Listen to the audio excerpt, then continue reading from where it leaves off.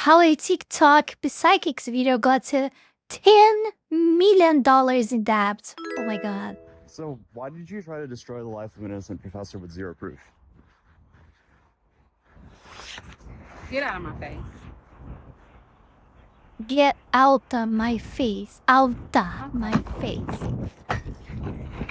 For asking a question? This is the TikTok psychic coming out of court after seemingly spending the last 3 years doing everything possible Ooh, I'm psychic. I have powers. to destroy the life of an innocent professor on TikTok. And she just announced that she's going to sue me after what I did in today's video. So Bye-bye, it's safe to Tristan. say this is quite the story. First of all, I'm about to press charges against Atozi. He's been calling my phone for 3 years. Since the onset of this case, he's been calling. Love that he's calling his phone for like calling her phone like for 3 years. I doubt that. I doubt that. Like bro, after see a video like of a woman saying bro so freaking times, I end up like saying bro to like bro has too much things to do to have the time to call this retarded for 3 years. Calling and harassing me by phone.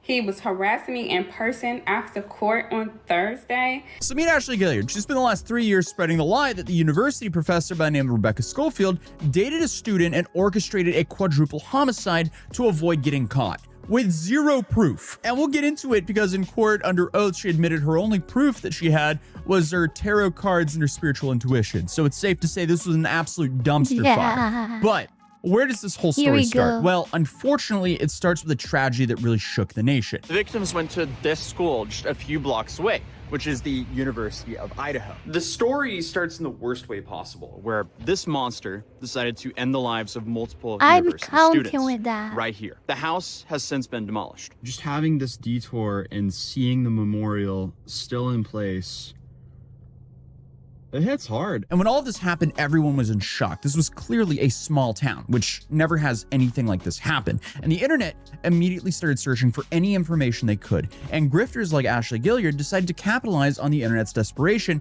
for any information. So meet the villain of today's story. She's a self-proclaimed psychic with an ego bigger than I've ever seen in my life. And she's written many books about solving various high-profile without actually solving anything. No arrests or anything have ever been made from anything that she's ever put out. But this hasn't stopped her from slandering innocent people online and Yes, of course, because people that watch her content or I don't follow her, whatever bullshit it is, has so level IQ that she doesn't even need to be right about anything. She can just like create any type of excuse and people will just like, people will just eat that. Eat that up and accept whatever it is and you still think that she's a great psychic. So yeah. selling her spiritual intuition psychic services. And this is all while arrogantly calling the general public dumb as rocks. But damn, I bet I better start to sell her like her too. Yeah. I better start to sell like psychic like superpowers. As we'll find out in the courtroom, she might be projecting a little bit. But how was Ashley projecting by calling the public dumb as rocks? Then of course I wouldn't. I'm just joking. Okay, guys, I would never do that. My faith is against that to begin with. Well, probably because you have to be a complete moron to accuse someone of a quadruple homicide without any proof. But you enter a whole new league when it comes to not only ignoring multiple cease and desists, but publicly respond to them like this. I've been against people, big and small corporations and giants and systemic policies and racism and won. They all regret coming against me. All of them. Now Rebecca is going to be added to that list of regretful people. And this. I'm about to put this demand letter Rebecca Schofield attorney sent me by the tissue. Oh my god, man. So that left the professor with no option but to sue her. Well, regardless, this whole story starts in Moscow, Idaho, in a small community that's mostly known as University Town. And here we had a tragedy that shook the nation. And Ashley Gilliard, our self-proclaimed TikTok psychic, took it upon herself to make dozens of videos claiming that she solved the whole case, slandering an innocent professor and other students who knew the victims, all for attention on TikTok. But after the original cease and desist by the professor, what happened? Well, I think that's how y'all want me to feel about a measly $75,000 lawsuit that I'm going to win. She continued. If you see There's a lot of videos about the Ford University of Idaho students and who they think did it. And continued. I need to stop asking me about this lawsuit. It should not even have been allowed. And it kept getting worse and worse. I mean, she was uploading more and more videos defaming this innocent professor and other students who were traumatized by this incident. And why did she do this? Well, because again, she claims she solved the case with her spiritual intuition and her tarot cards. And things are apparently so bad that she wrote multiple books about how she's solved other famous cases. But the only problem is, again, no arrests have ever been made from her information because all of her information is, again, from her own spiritual intuition and tarot cards. So I was in so much belief, I just had to see this with my own eyes because I thought there was no way this woman was real. My only issue is I heavily commit to the bit. But sometimes I make mistakes. This little duckling of Atozi is more psychic than her, actually. And somehow I pulled a document from early 2025 saying the court was going to be in northern Idaho. Clearly, I flew to Boise. I thought that was correct. Turns out I was correct. I just didn't know I was correct at the time. But I guess the information I pulled to double check while I was traveling was clearly very wrong.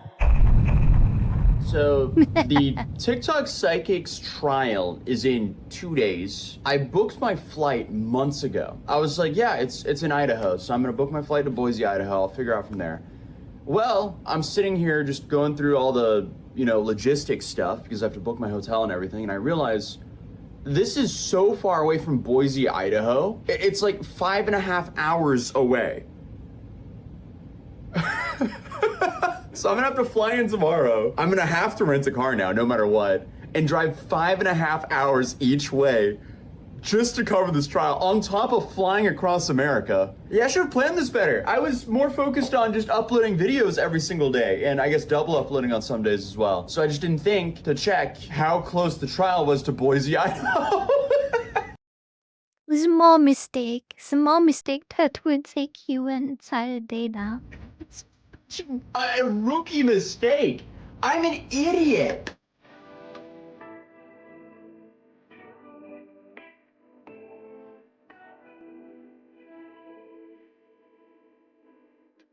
Welcome to Boise, the wrong side of the state where I'm supposed to be. So this might actually be a generational fumble on my part because it's 6 p.m. now. I'm running on like 2 hours of sleep. I slept about an hour in total on the travel here, and I googled to see how long a car ride is, and it's not 5.5 hours. It's 7 hours. Meaning I'm not arriving until 1. I have to be at court 9 in the morning tomorrow. That's when it starts. So I need to be there like 8:30. I got myself in quite the pickle from not checking logistics. Well, think for the good side. At least you are not I'm missing my bag. Everyone that I've been on a plane with has already left, and my bag's not here. All right, so we are currently an hour and a half into the drive. I had to stop because I had to upload a video. I'm in like the middle of nowhere in Idaho right now. I'm trying to upload my video real quick. I might actually film a video as well. So that's what I'm currently doing. And then I still have another like 5.5 hours to drive. Hopefully I'll get like 4 to 5 hours of sleep. And then we gotta be at court. So I pulled over because, yeah, I'm not gonna film this while I'm driving, but it started snowing pretty heavily on the way up. It got bad. So I'm driving up through this area called like, I think it was called Little Salmon River. And it was like this really twisty and windy road going up. And I kept hydroplaning on the slush. And this car was great until we got it on snow. Actually, I do want to check on the tires. Do I even have all seasons? I didn't even think to check if I have all seasons or not. But you can definitely tell how thin the tires are as soon as you get it on snow. All right, so it's safe to say the massive cold brew and the energy drink is currently saving me here. I have 3 hours left, and then hopefully I can get like 4 hours of sleep before I have to get up for the trial. And then we're on it for tomorrow. It's been an adventure. A little bit of an unexpected adventure, but onward. I don't know why, but I absolutely jinxed myself. I was like, oh, yeah, we went through the pass. It's getting like better because like it's still snowing, but it's not bad. It got so much worse. I now have an hour and a half left until I'm there. The roads are covered in snow. This is basically okay, this guy's cursed. just like full on blizzard. I'm in summer tires, and it's those eco-friendly summer tires, which are like super thin. So I'm sledding. I am sledding to northern Idaho currently. Yeah, I think it was like 10 hours later I finally made it to the hotel. So it's 3:08 a.m. right now. So I have about, what, 4.5 hours to get some sleep before court. So I'll see you guys tomorrow. How are you doing? Was it streaming? Okay, I don't... I lay down in bed. I double checked the venue again. I'm like, okay, we checked the venue before I traveled. The information I had was outdated. They moved the venue to Boise, where I was 10 hours ago, before I drove through the blizzard to get all the way up here. I'm at the northern point, at the opposite side of Idaho. Now I have to drive the rental car all the way back down to where I started. 7 hours just to be in the right spot. I took a Oh no, man. Oh no. No. voluntarily 14-hour detour. I can feel this pain. I'm operating on like 2 hours of sleep still. Okay, I'm gonna sleep. I'm not even mad. I'm just disappointed in myself. But clearly, this was an extremely expensive video to make. And while some of it was self-inflicted, you know, I'm just trying my best here. I do want to give a special thank you to today's sponsor, Cooper, for paying for my expedition across America to make this video. Because every year, shoppers miss out on billions of dollars in savings. I'm sorry. I feel you on this, Atozi. It's really sad, but come on, it's past midnight. I'm jumping. Order. Cooper check 3,000 of website coupon tests account Safari on desktop, and they work with over 200,000 merchants globally to bring you the join the millions of users who already use Cooper paying for this expedition. But without further ado, let's continue the video. Yeah, no, I mean, I goofed it. I don't know how I goofed it, but I goofed it very hard. All we can really do is make the best out of it. So I contacted the airlines because remember they lost my bag. Thankfully, they hadn't shipped it all the way up here yet because or else I would have had to wait here until I got the bag. But now I'm gonna go back down to Boise, Idaho, pick up my bag, and then wait for the court documents to drop. So I at least know what happened in court today. And then I'm probably gonna do another trial live stream updating everything that happened in court today. And then I'll resume day 2, 3, and 4 in trial in person. I will also go to Moscow, Idaho, since it's on the way. I drove past Moscow, Idaho last night when I was coming up here. So I do want to go down there and get a little bit of footage of, I guess, the university and the place where all of this started from. So at least we'll get some footage to make a better video from this massive detour. But other than that, I mean, I've heard this area of Idaho is absolutely beautiful. So I'm really excited to actually be able to do this drive in the daytime so I can actually see what it all looks like. Because last night, all I saw was a blizzard blowing snow at me and just darkness. So it'll be nice to see the scenics. I don't know why I didn't check the most recent updates on the dockets, but yeah, I was reading something that was outdated. I think it was from January 18th, where they announced the trial was supposed to be here. A month later, it's not though. So hey, it's just a big lesson that I gotta dot my T's and cross my I's.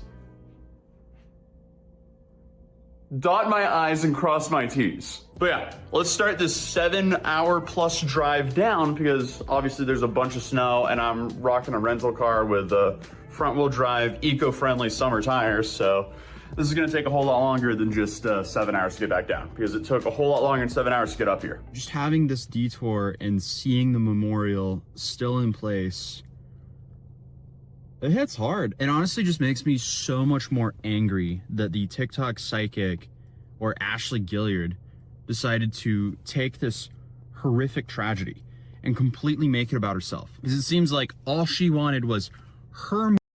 Don't tell me. You're really surprised at the Tozy? Were you really surprised? Like, it's pattern recognition. It's the same usuals doing the usual thing. It doesn't surprise me at all anymore. I'm just numb regarding that, you know, like, and just numb.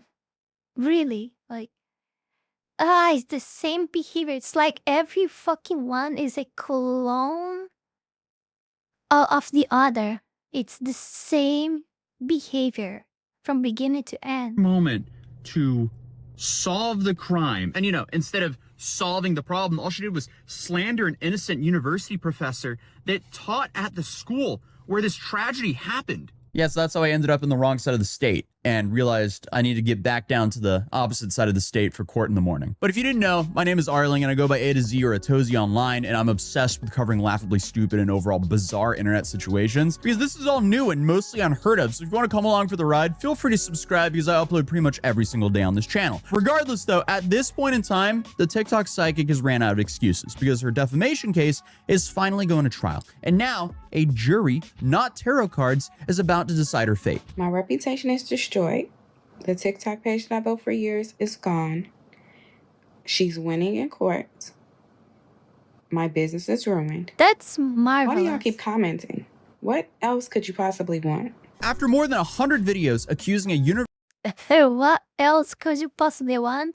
Just 10,000, not 10,000, 10 million. I'm sorry, $10 million. It's just that, nothing much. University of Idaho professor of planning the 2022 Moscow, Idaho tragedy after cease and desist letter after cease and desist letter was ignored, and after the actual pleaded guilty last year, the damages trial is finally here. And now the only question left is, how much is this going to cost our self-proclaimed TikTok psychic over here? Well, let's get into it. So it was confirmed that Ashley Gilliard is due in federal court in Boise, Idaho for a trial. This trial is meant to finally resolve a 3-year-long civil lawsuit. Now, a judge already ruled on liability back in June of 2024, and the court said that Gilliard defamed University of Idaho professor Rebecca Schofield when she posted dozens and eventually more than 100 videos accusing her of plotting the 2022 Moscow. Now to a strange development in the unsolved 4 University of Idaho students. A professor at the school is now suing a TikTok creator for defamation. The court found, and I quote, "The extent of plaintiff's damages, if any, remains an issue for trial." And this is important because that means the jury is not deciding whether Gilliard lied or not. The jury is deciding how much those lies will cost her. And this damages trial is meant to focus on the toll those accusations took on Schofield's personal life and career. And we have some earlier news that reported that multiple witnesses are expected to testify, including Schofield's therapist of the past 2 years and a public relations specialist who can speak on the reputational damage that the professor took. And over time, those videos multiplied by a lot. But she wasn't just speculating or guessing even, she named someone very confidently. And if you think that she regrets that now, no, she absolutely doesn't. This video is still pinned on her YouTube page. As expected. Everything that I'm obviously. saying and most of everything that happens at the school Again, same behavior, same pattern, same results, same that everything. night and before is evidence Not take accountability, not nothing. So yeah, what should I say, right? in the app that Rebecca Schofield used to communicate with all of her collaborators. So if there is anybody who doesn't care about spiritual wisdom or does not understand spiritual wisdom, and you have the authority to do more, to get evidence, you can, if you have the legal authority to, subpoena Rebecca Schofield's electronics. So yes, even months after this trial, she publicly accused the University of Idaho history professor Rebecca Schofield of having a secret romantic relationship with one of the victims and planned to keep that relationship from becoming public. And because this video is still up, I guess she's still also calling for people to try to subpoena Rebecca Schofield. Why? Well, honestly, after all of the videos I've made on her and even showing up and going through this entire court experience, I couldn't tell you, because she nor I am able to tell you why she would do something this stupid and random. But if you are questioning why her story about the professor might sound a little bit familiar, is because it seems like it's the exact same storyline as How to Get Away with Season 1. So this woman is just insane and is LARPing as some sort Oh, it does stop getting better. of TikTok psychic. Imagine fanficking yourself into owing a professor millions of dollars. Well, that's the pickle she's gotten herself into. And honestly, it's hard to say anything else but a massive skill issue, because she treated this whole story like it was some like extract tarot card reading or fan fiction, but it was pretty much a direct accusation of. And Schofield, who served as a chair of the University of Idaho History Department, had never met any of these 4 students. She had never taught them. She was not connected to them in any way. And according to her filings, she and her husband were out of state in Oregon visiting friends the night the occurred. And despite that, the videos continued. Schofield sent cease and desist letters demanding Gilliard to remove the content and stop making the accusations. The letters, as we've already covered, were ignored, and the court described it as plaintiff sent cease and desist letters to defendant in the following days and weeks. When the defendant did not stop, plaintiff initiated this action. So on December 21st, 2022, Schofield filed a federal defamation lawsuit in the District of Idaho, and Gilliard did not back down. In fact, she publicly stated that a jury would eventually side with her. Yes, the woman who used tarot cards to accuse a professor of thought that a jury would actually side with her. Also, in the middle of all this, while Gilliard was still insisting her psychic readings somehow uncovered the truth here, law enforcement actually arrested the actual. So 9 days after Rebecca Schofield filed her defamation lawsuit, law enforcement arrested a suspect, who is Brian Koberger, a Washington State University graduate student, and he was taken into custody and charged with of the 4 University of Idaho students. So at that point, the online speculation from Ashley should have stopped, but it didn't. So while the criminal case began moving forward in the state court, the civil case against Ashley Gilliard continued in federal court. And Gilliard kept saying in her psychic readings that she'd uncovered the real truth. And obviously, years passed as both of these cases went on separately, and the criminal prosecution moved through pretrial hearings, discovery battles, and motions. The real truth reads a lie. At the same time, the defamation lawsuit kept moving forward as well. Then finally, in June of last year, the criminal case reached its end. Brian Koberger admitted to taking the lives of the 4 University of Idaho students. He also waived his appeal rights, and he was sentenced to 4 consecutive life terms in prison with no possibility of parole, and rightfully so. Finally, the monster was locked up. But meanwhile, keep in mind that throughout the whole civil litigation between the professor and Ashley Gilliard, one of her hangups was that the defamation case, somehow depended on proving who committed the. Okay, so in June of 2025, that was proven. She was wrong. There's a dude currently doing life in prison ×4 right now. So I guess the whole I'm proving that Rebecca Schofield is guilty thing, that's just in her own head. Because, the civil lawsuit has nothing to do with who was guilty or not guilty of. The lawsuit was about how Gilliard wouldn't stop harassing someone online to the point that damages actually had to be sought. To quote the lawsuit, it says, the court concluded that plaintiff established a reasonable likelihood of proving by clear and convincing evidence that defendant's conduct in accusing plaintiff of an affair with a student before ordering that student and 3 other students was oppressive, fraudulent, malicious, and or outrageous. So while Gilliard, for some reason, is still trying to prove how her weird theory is right, the court is actually just trying to decide how much of a harasser she really is. And obviously, it didn't help when the man responsible actually confessed. So there was no hidden conspiracy or secret professor plotting this crime.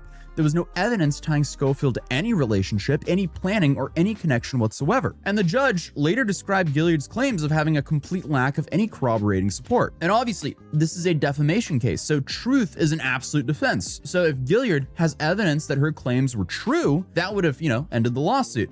But the court found none. Instead, it found that the only support was spiritual intuition and tarot cards. I wish I was joking, because the court had already ruled in earlier proceedings, in quotes, so important, intuition, so even veridic. summoned by one's spirituality, does not make a legal claim plausible. So in case you're wondering, no, you cannot accuse someone of based on vibes. So by the time Koberger pleaded guilty, the criminal case had confirmed what law enforcement had said from the beginning.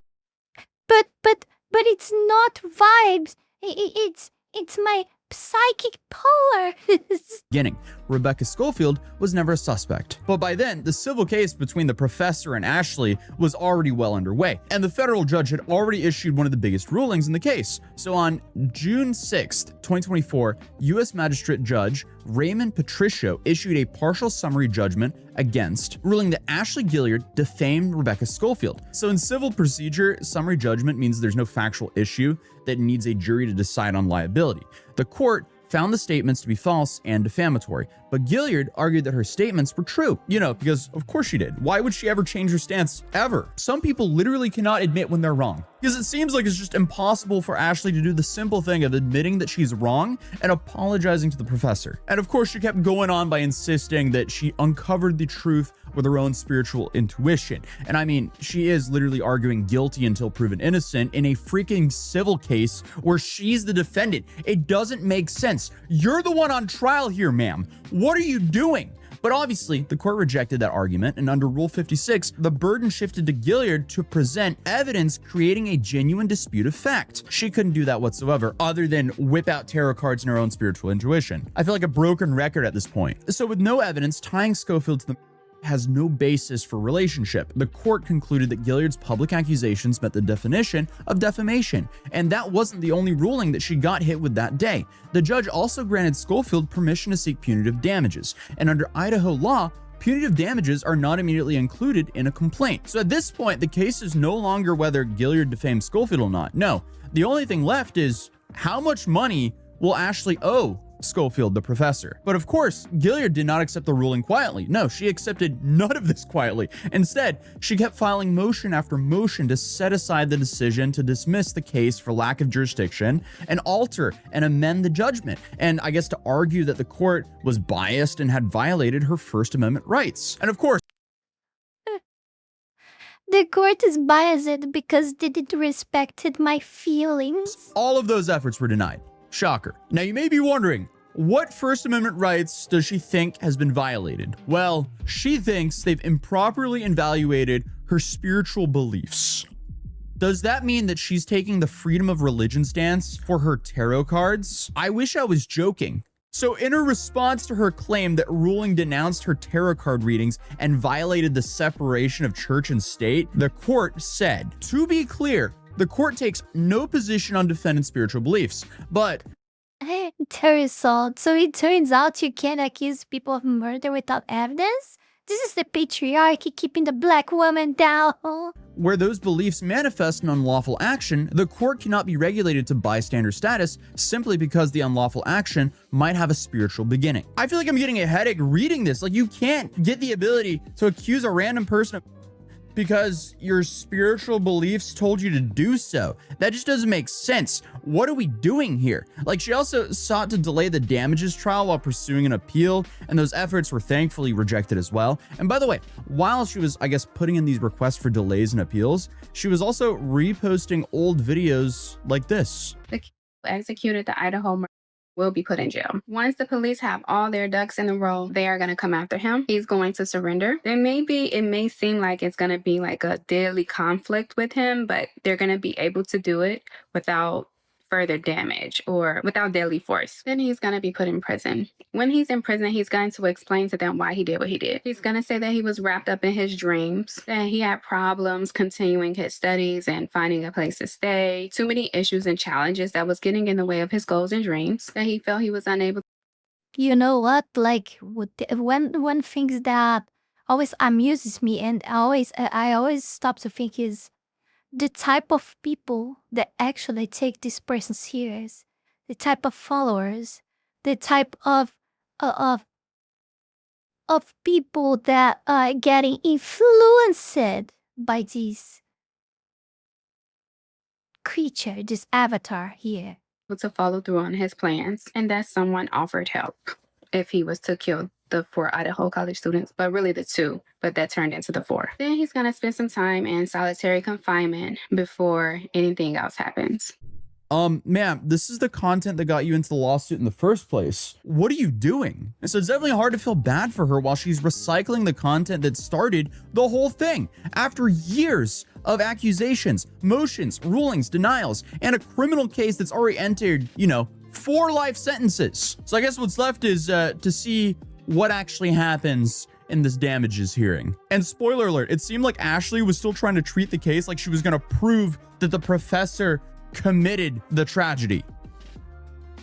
And regardless, I still can't get over how 3 years ago she was completely convinced that a jury was going to agree with her, and now I guess a jury just has to agree how much she has to pay the professor. And whatever that number is, it will be the final chapter of this case that started with tarot cards and ended in federal court. But okay, so let me explain why I accidentally drove 14 hours around Idaho. So back in August of 2025, the court issued its order setting trial. And that order, the judge noted that unless otherwise ordered or agreed by both parties, the trial would take place in Coeur d'Alene, Idaho. So Naturally, that's where everyone assumed it would be. But the same day, the court informally reached out to both sides and basically said, hey, do you guys want to hold this in Boise instead? And the plaintiff quickly agreed to move it to Boise. Ashley did not respond. So on August 20th, 2025, the court emailed her directly and said, as of now, the court is inclined to hold the trial in Boise, Idaho. Ms. Gilliard, please let me know by August 27, 2025 if you oppose the trial taking place in Boise.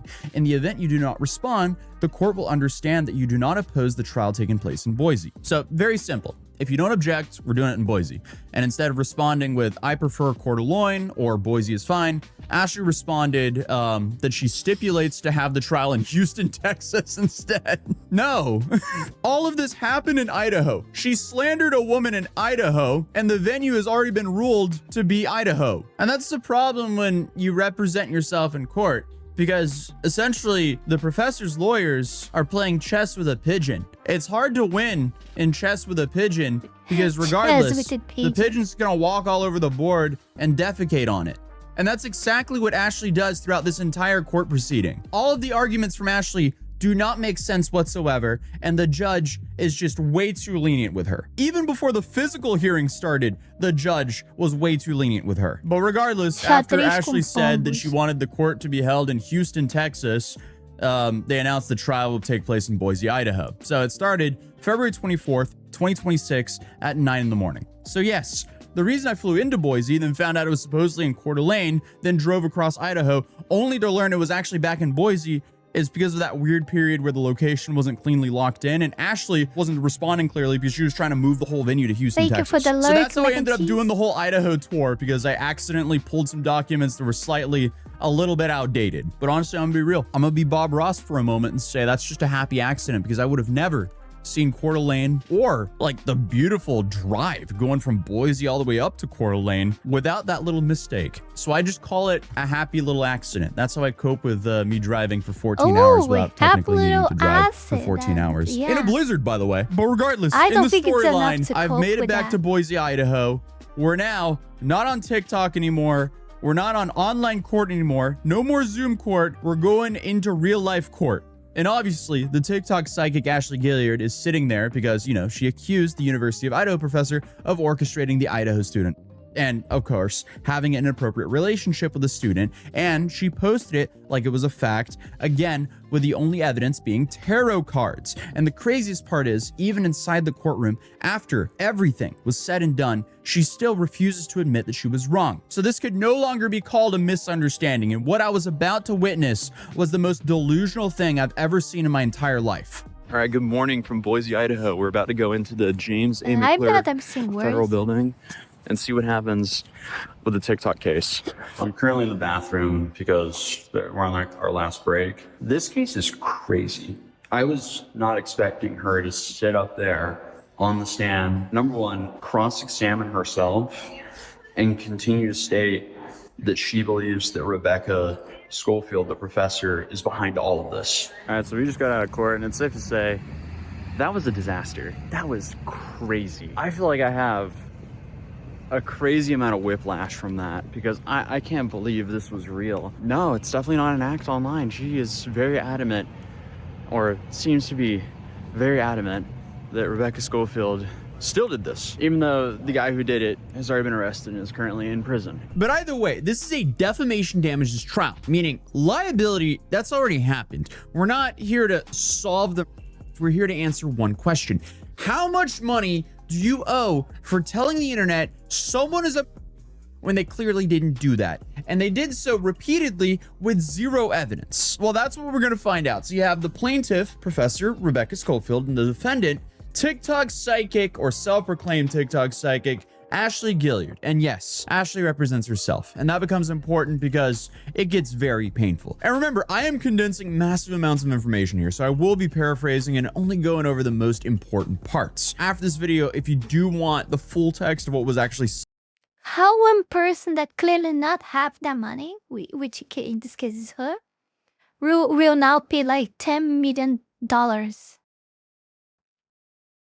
How? Like it doesn't matter how much you plan that, how much you divide that, you know, like how do you pay that? That's so fucking unpayable. Said in court, I do read my notes on stream after each day, which are multiple hours long, but also insanely bizarre. So I'll link them in the description down below. So the theme of day one is essentially Ashley, the TikTok psychic, cross-examining Professor Schofield, and then gets destroyed by her own videos. So it doesn't end well for her. Clearly it doesn't. But to start things off, Ashley immediately gets very aggressive because when I walked in, Professor Schofield, she was already on the stand and Ashley was questioning her. So day one of the actual trial, not the jury selection, we kind of missed that one. Whoops. But that day starts with Ashley cross-examining Schofield, and Ashley asks, so you were concerned about the investigation? Schofield then says, no. She encouraged them to investigate because she had nothing to hide. Her only concern was wasting resources. Ashley doesn't like that answer, so she asks again. Schofield repeats, innocent, welcome investigation, but she was worried about wasting government resources because there's nothing to find there. And again, Ashley has zero proof that would even warrant investigation. So Ashley then snaps and goes, answer the question. And she kept doing this a lot. Clearly, he's the psychic equivalent of Johnny Somali, said Daniel. I don't know, to be honest. I mean, in a lot of aspects, like Johnny Somali is still worse than her. I mean, even in court, he was very fucking dumb many times. Most of the time, like, no, I think Johnny Somali is still worse than her. And that is, again, Ashley, you know, the person who's representing herself, not the judge asking, you know, the witness to answer the question. No, it's Ashley. And it's just such a bad look because you have the defendant ordering the witness around in front of the jury. And she keeps on re-asking like she's trying to force Schofield into saying, yes, I was terrified because I actually did it, which obviously would never happen. But then Ashley pivots to the weirdest angle possible. She tries to argue that Schofield wasn't harmed because she had support. In quote, did you have the support of the teacher union? Wow. And Schofield's like, I don't know how to quantify support. So Ashley then keeps asking it in different forms like some broken NPC. It's like the devs only gave her one line here. Oh, But I then see how Ashley it is. I see how introduces it the is. We just saw that, like, it's the low IQ looping, yes. GoFundMe, where this professor raised $22,741. And Ashley starts really hammering in, did you ever read these thank you, donation Nicolitzis. comments? Thank She also you. asked, Good night. why didn't you feel the need to read them? And do you remember who said what? And Schofield then says, you know, because she was taking a complete break from the internet during all of this, for very good reasons. And she says that some of the comments were forwarded to her to help her get through it. So Ashley then digs into who made the GoFundMe. Was it a colleague? Was it someone from the University of Idaho? And Schofield says it was one person employed at a different college in the university system. Ashley is clearly trying to imply that institutional support for some reason means no harm was ever done. But the jury is sitting there like, how does this change the fact that you called her a... Like, it just doesn't make sense. I don't know. But regardless, Ashley then switches things up into the whole, I didn't threaten you defense. So Ashley then spends the next 15 minutes trying to box Schofield into various admissions. You acknowledge that none of my TikToks were about your kids. And Schofield replied, well, you didn't name them. And she goes on to say, you acknowledge that I didn't threaten your children. And she said, correct, no explicit threat. And then she goes, you acknowledge that I didn't threaten physical harm. And then Schofield replied, you didn't state specific intent for physical harm, but your fixation was alarming and we were on high alert. And Ashley keeps trying to force the, so you admit no threat. And Schofield's point is pretty basic. When someone is falsely accusing you online. And this made me remind that we had one person try to defend themselves at court using ChatGPT or something. I remind that it has quite some time ago already, and I think it did end up well. I don't remember, but I think I saw something like that. You don't really need an explicit threat to feel unsafe. But Ashley then responds, but you and your husband monitored my socials. As if that has anything to do with the situation. And Schofield then responds that she doesn't even have TikTok. She was seeing what people were sending her. So Ashley then tries to spin the social media lockdown as Schofield's choice, and it was not forced. And Schofield then replied, she privatized because she wanted to stop the pictures of her kids being widely available online and felt unsafe and chose to not be on social media because of this. Then there was a key moment here where Ashley says, I didn't accuse you of being a S abuser. And Schofield immediately replied, you accused me of having an inappropriate relationship with a student. That implies abuse. That's the point. And at that point, the entire courtroom was sitting there like, true and fair. I cannot reiterate enough how much of a train wreck this was. Like, this is the biggest train wreck I've ever seen in my entire life. And yes, I was there for most of the court cases with Johnny Somali out in South Korea. This infinitely tops that. This is way dumber. This is basically a spectacle unlike anything I've ever seen in my life.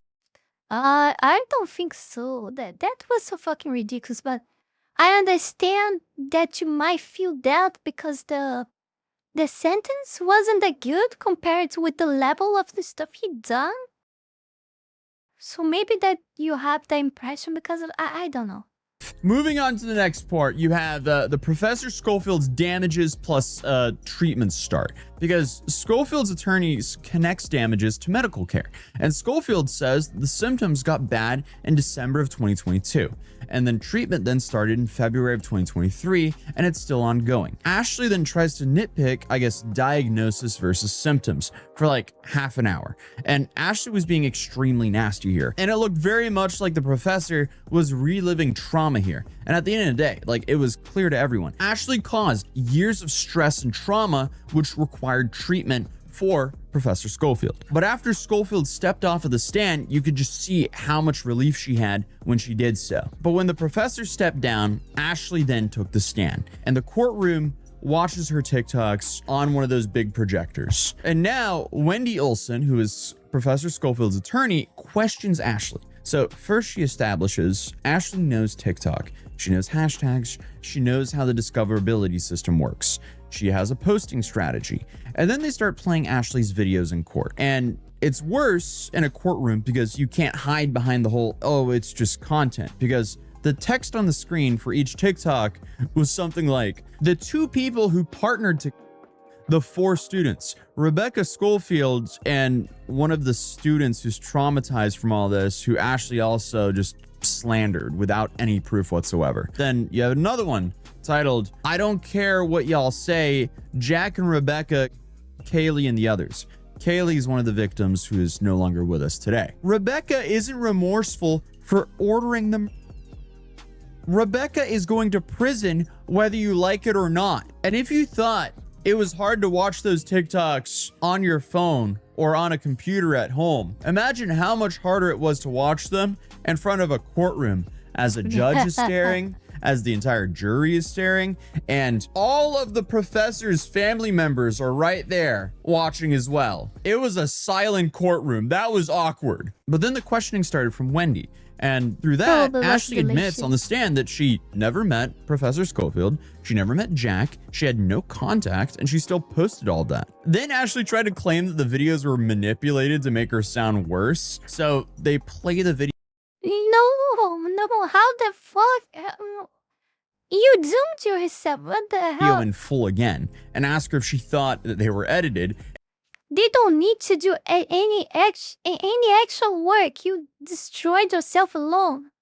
They don't even need to do anything. You're oh my god. And she said, oh, I don't know. And of course, the jury watches her say all this. It was just so pathetic to see. But it gets worse because Wendy then brings up the cease and desist demand. And in that demand, they just asked for the videos to be taken down, to stop doing this, and apologize. I think we all remember Ashley's response to this because she posted that video telling the professor to KMA. And then, of course, she uploaded another video where she was like, I found a good place for the demand letter.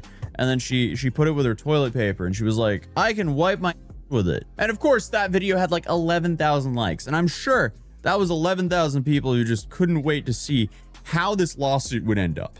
But it's safe to say the silence in the courtroom was just ringing. But of course, things just keep getting worse because she then starts interviewing herself. So this is kind of like this weird situation that can happen when you have someone like in the cartoons, like when you speak from one side and then you go to the other side yourself and you speak to the void and you run to the other side again and to speak to the other side and yourself alone have a dialogue representing themselves, because they essentially have like role play as their attorney and themselves on the stand to answer the questions, but they are sitting on the stand. So they kind of have to do this weird thing where they go question and then they have to like LARP as their lawyer and then they go answer and then they answer as themselves. So she starts questioning herself in third person. Why did you post those videos? Because a TikTok user requested a reading. She then explains her process and I guess she starts going into tarot cards and she kept showing that tarot cards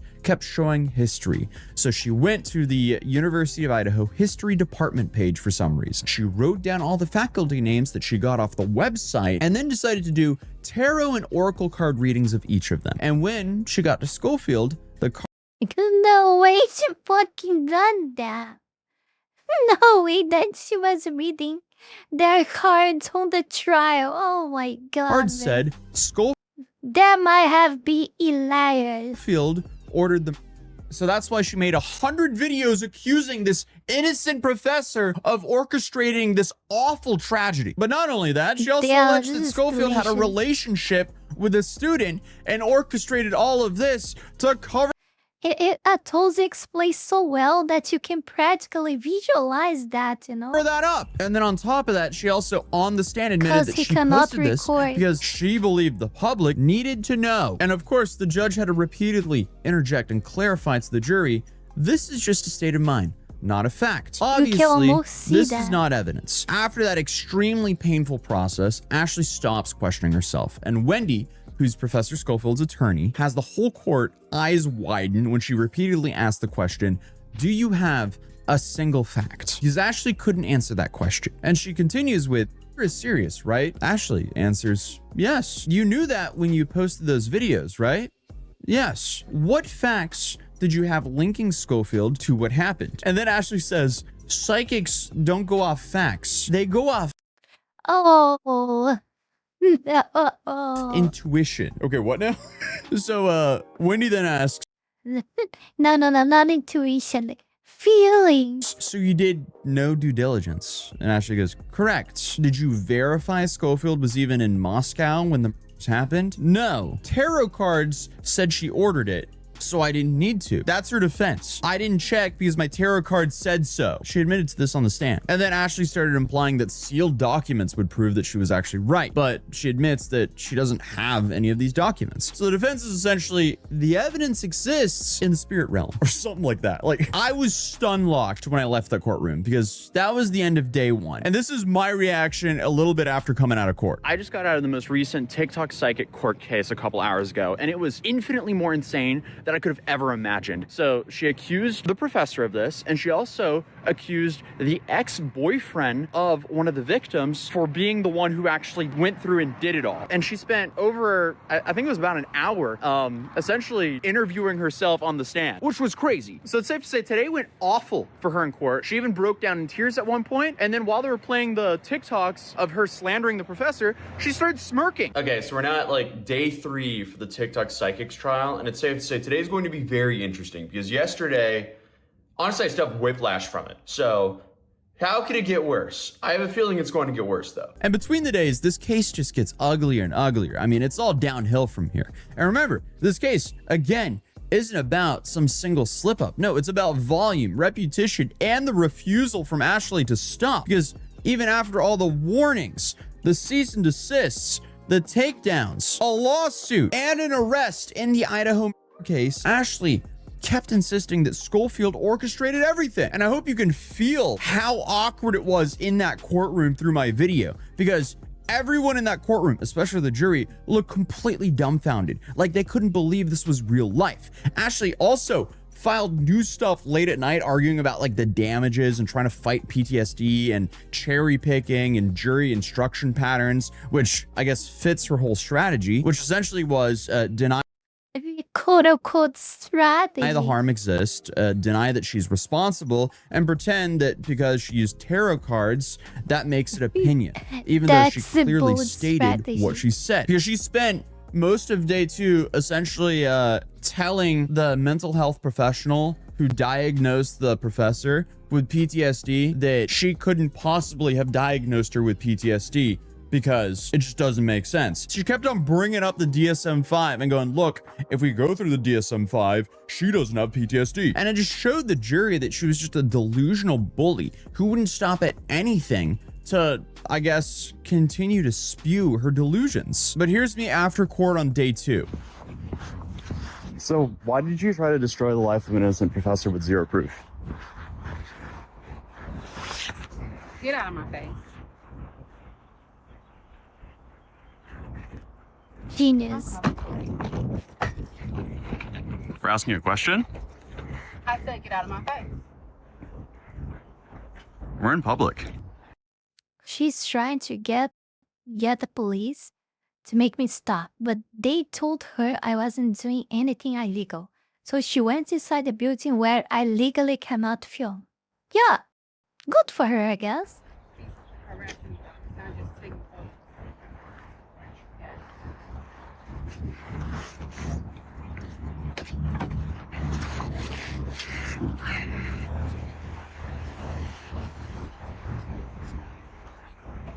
Today was honestly equally as insane or even more insane than yesterday. So she questioned this mental health professional over a paper for 1 hour. And this isn't just like a paper, it's actually like, it's 4 different sentences. And she kept on trying to have them read it out loud so she could like try to find some like way around to be like, no, actually, she didn't have a valid reason to be diagnosed with PTSD. It was insane. It was sickening to watch. And then they brought on the mother of the professor to testify how much her I probably won't be able to watch that court on trial because, we'll watch all of this happen because I would laugh a lot there.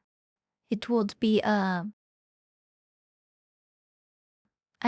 would grab too much attention in myself because I would be laughing, like everyone would notice that, and I wouldn't be able to control myself. daughter had been suffering from this and how she'd been suffering from PTSD and anxiety and chronic stress after all of this happened. And Ashley then decided to start asking her questions of, well, are you a mental health professional? Just imagine if we're having this fun with adults just describing all the things. Imagine if you were watching her doing all these things on the trial. How would you know that she's actually dealing with stress? The whole thing was so insane to watch. So now it's the final day, and Ashley doubles down. The jury finally gives their response, and I guess it all opens with a juror saying that she accidentally saw a local news headline about the case, and Ashley immediately tries to have the juror removed. Her argument was, well, it refers to me as famous. Not that it prejudiced the juror, not that it contained facts, no, just it called me famous.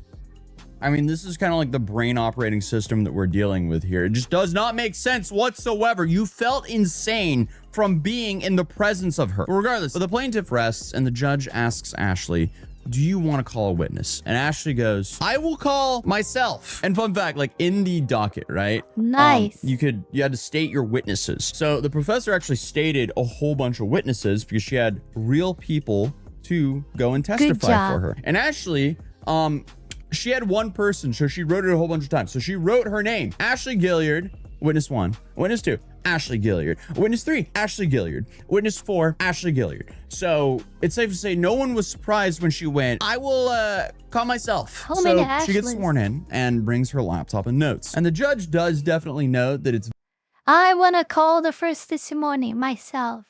I will call the second testimony myself, the third myself. very unusual for a witness to bring a laptop and notes and all this stuff because most people don't really, treat the witness stand like a TED Talk. So Ashley then testifies about her work. So she says her business income, which I think is her tarot card reading services, that's $20,000 to $30,000 a year. Then she's also on VA disability, which is around $40,000 to $50,000 a year. So then she starts asking herself questions about why she's on VA disability. And she goes into her military deployment history and trauma. She says that she has PTSD, she has 100% disability, and describes her spiritual journey. So she says that she went This proceeds to describe her Her spiritual journey. From Buddhism to Hinduism, That's so numerology, important. and Yeah, because that's totally relevant to the case. Everyone wanna know that so much, then right? she explains how she trained herself with So basically, she explained to the jury like how she became retarded. tarot cards, pulling cards while she was crying, and the cards were saying that she was emotional. She was predicting who would win the Bachelorette with tarot cards. Then she brings up this whole like intuition versus GPS, where she was following the GPS, and I guess the GPS brought her on the wrong road, but it was saying it was the right road, but her intuition knew that it was the wrong road. And then she had a whole intuition versus tire pressure, where she felt like her tire pressure was low, but her tire pressure sensor was saying they were fine, but they were in fact very low. So because of those two experiences, she believes she's a psychic. Okay then. It obviously couldn't be that she's been there before and maybe realized she was on the wrong road, or that maybe the car fell a little bit off when the tire pressure was low. What do I know? She must clearly be a psychic. It's all just so insane. So she then tries to introduce Exhibit 520, a text message to her aunt. Then there was an objection. Judge says this is state of mind only. Then Exhibit 507, the eviction document situation. Objection, hearsay. The judge again, state of mind only. So she kept doing again, and this judge was way too lenient when it came to allowing the shenanigans from Ashley. So she continued going through all of these documents that she brought forward. But again, at the end of the day, nothing she introduced proves that you can accuse someone of murder. It only proves that you believe your own delusions. But of course, it keeps getting worse, because now it's time for the Ashley God book, plus her LLC called Fantasyland. So Ashley introduces Exhibit 505, her own writing, and it is unreal. She calls the public basically dumb as rocks and claims criminals didn't predict her. Yeah, you guys are all dumb because you guys don't trust my feelings, which are more valuable than reality and fact. Ability to know what happened. And she calls herself Ashley God and claims that she has access to Ashley God? She really said God, like G-O-D, like really? information that she wouldn't have unless she experienced it. And of course, the judge then had to interject again and go, okay, jury, remember, spiritual ability, that validity isn't the issue. It's only state of mind. Because again, we're here to find out how much money does she owe the professor, not if the professor actually did this or not, which Ashley, for some reason, seems to still try to prove in this court. But then Ashley, under oath, admits that she looked for proof after she accused the professor. So Ashley then gets to the Idaho murders and says she wanted authorities to investigate. And she claims that she gave up after police said Schofield wasn't a suspect. So she then says once she got sued, she used the lawsuit opportunity to prove Schofield was involved. Meaning, accuse first and then investigate later? What? And then she lists her objective evidence attempts, which is apparently a FBI tip email, a YouTube video repeating the claims, and then she subpoenaed Meta for connections. She also requested Moscow police records. She petitioned ADA County for sealed documents. She also filed motions for phone records, bank records, DNA, and so on and so on. And obviously, those were all denied for very good reasons, but she then goes on and frame it as nobody gave me evidence, so I had to rely on my own intuition. That's not a defense. That is negligence through a ring light. Like, the more I heard Ashley talk, it seemed more and more like she looked at herself as the center of the universe. But then she goes on to try to downplay the video count. So Ashley then, I guess, trying to claim that she posted 20 to 30 videos that were 60 seconds each. Like, Daniel as Phoenix. She needs the man in the long white coats. They're coming to take her away. He ha ha ho ho. They're coming to take her away. I don't know the same music or something. I don't know this. 30 minutes in total, which is hilarious because the plaintiff's exhibit is literally dozens of pages of posts. So essentially, she's trying to rewrite the scale in real time. And I guess that was cool and all until she stopped questioning herself and a real attorney actually got up because Wendy started cross-examining her and started pulling Ashley's book details. So obviously, you have the LLC shown on the book, which is Ashley Gilliard Lives in Fantasyland LLC. And then you have introduction, Ashley God. And then Wendy pulls up her lifestyle post from the last year or so where she was in Paris. She was getting her nails done. She was at the Dior cafe. She was doing perfume hauls. She was showing off Chanel, Gucci. She was in the Amalfi Coast. She was in Naples. And then of course, Ashley had this like money fan video. And Ashley's response to that was, that was rent money. And then Wendy asked, okay, what's your rent? Because apparently she was living in Thailand at this time. And she was saying $2,000 to $2,100 a month. $2,000 to $2,100 you are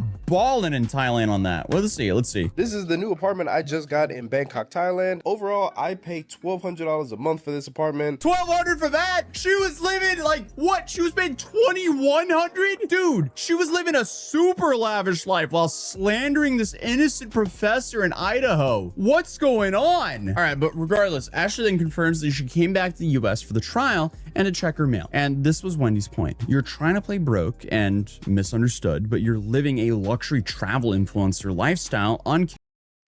That explains a lot. And again, this is probably money of the retired people that watch her and some other few sources that I can think about, but I'd rather not say. Camera. And Wendy then talks through the timeline. So first, a TikTok naming Schofield is November 22nd, 2022. Then immediately the next day, she posts Schofield focus.